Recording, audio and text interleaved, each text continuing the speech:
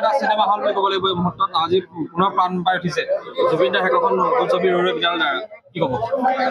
প্ৰথম কথা হ'ল জুবিন দাক ন্যায় লাগে, সেইটো আমি প্ৰথম কৈ ল'ম। জুবিন দাৰ মৃত্যুৰ ৰহস্য উদ্ঘাটন হ'ব লাগে, সেয়া হ'ল প্ৰথম আমাৰ দাবী। আৰু এতিয়া কথা হ'ল এই খোলটো যিটো খোলৰ কথা কৈছে 1969 চনত স্থাপন হোৱা এটা খোল, 55 বছৰীয়া এটা খোল আৰু শিমলুগুৰি অঞ্চলৰ ৰাইজৰ এটা আৱেগ আছিলে।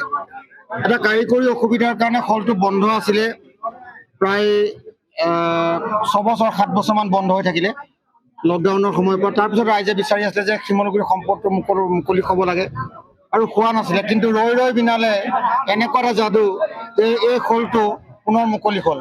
আৰু ৰৈ ৰৈ বিনালেৰ জৰিয়তে জুবিন গাৰ্গৰ হয়তো আশীৰ্বাদত পুনৰ অসমৰ প্ৰতিটো চিনেমা হল যেনেকৈ মুকলি হৈছে বন্ধ হৈ থকা, আৰু জেউতি চিনেমা হলো মুকলি হৈছে। আজি খুব সুন্দৰ এটা অনুষ্ঠানেৰে খোলটো মুকলি কৰা হ'ল। জুবিন গাৰ্গৰ প্ৰতিচ্ছবিত মাল্যাৰ্পণ কৰি শ্ৰদ্ধাঞ্জলি জনায়।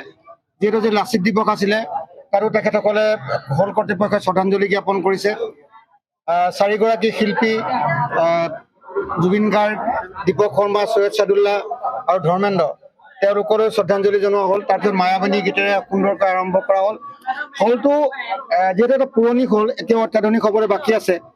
এটা কাৰিকৰী কিছুমান কাম যিহেতু চিটবিলাক ঠিক হ'বলৈ বাকী আছে, কিন্তু তথাপিও যিখিনি ৰাইজে বিচাৰিছিলে যে ইয়াত ৰৈ ৰৈ বিনালে শিমলুগুৰিত চলিব লাগিব, আৰু সেই ৰৈ ৰৈ বিনালে আচলতে চলিছে। আজিৰ পৰা সুন্দৰ আপোনালোকে দেখিছে যে খুব সুন্দৰকৈ মানুহ আহিছে আৰু মানুহে সুন্দৰকৈ চাবলৈ চেষ্টা কৰিছে। আৰু মই আশা কৰিম যে হলটো অবিৰতভাৱে চলি থাকক। শিমলুগুৰিৰ আৱেগ, শিমলুগুৰিৰ বাকী ৰাইজৰ সম্পদ এটা, এইটো চলি থাকক। কাৰোবাৰ ব্যক্তিগত সম্পত্তি হ'লেও কিন্তু আমাৰ এটা সম্পদ শিমলুগুৰি আচলতে চিনেমা হলটো, আৰু ইয়াত চলি থাকক, ইয়াত অসমীয়া ছবি চলি থাকক। আৰু এটা বিশেষ দৃশ্য দেখিবলৈ পোৱা গ'ল, আচলতে দৰ্শকৰ সৈতে এখন জুবিন দাৰ সমৰ্পিত এখন চকী ইয়াত সংৰক্ষণ কৰা হৈছে, যিখন চকীত জুবিন দাৰ নামত উৎসৰ্গা কৰা হৈছে। সেইটো খুব এটা ভাল কথা, খুব প্ৰশংসনীয় কথা। আৰু প্ৰত্যেকে মনত এতিয়াও আমি, কাৰণ জুবিন দাক প্ৰয়াত স্বৰ্গীয় আমি ক'ব পৰা নাই, জুবিন গাৰ্গ জীয়াই আছে আমাৰ মাজত আৰু জীয়াই থাকিব আচলতে।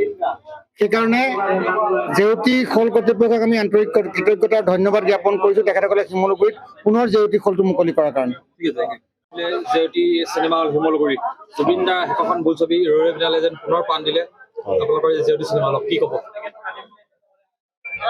আমাৰ হিয়াৰ আমঠু প্ৰাণৰ শিল্পী জুবিন দাৰ শেষৰ সপোনৰ ছবি ৰৈ ৰৈ বিনালে আজিৰ পৰা আমি শিমলুগুৰি জেউতি চিনেমা প্ৰেক্ষাগৃহত চলাবলৈ আৰম্ভ কৰিছোঁ, শুভ উদ্বোধন কৰিছোঁ।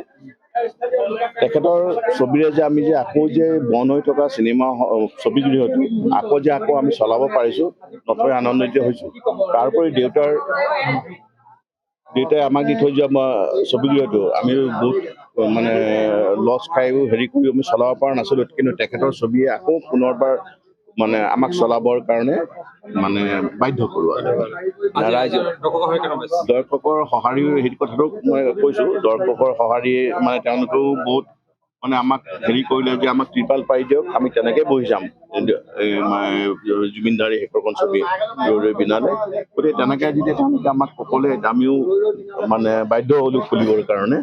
আৰু আমি ভবা নাছিলোঁ যে এনেকৈ দৰ্শকসকলে এনেকুৱাকৈ আমাক সঁহাৰি দিব।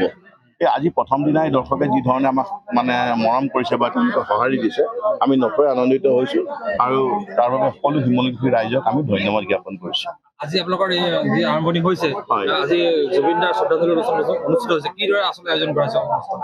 আমি শ্ৰদ্ধাঞ্জলি প্ৰথমতে আমি মানে অনুষ্ঠান আৰম্ভ কৰাৰ আগতে প্ৰথমতে আমি জুবিন দাক শ্ৰদ্ধাঞ্জলি দি লৈছোঁ, তেখেতক আমাৰ হিয়াৰ আমঠু, আৰু তাৰোপৰি তেওঁৰ মায়াবিনী গীত দি আমি সকলোৱে একেলগতে গাই তেখেতক সুঁৱৰি আমি আমাৰ ছবি আৰম্ভ কৰিছোঁ। আৰু দেখা গৈছে যে জুবিন দালৈ এখন বিশেষ আসন কৰিছে।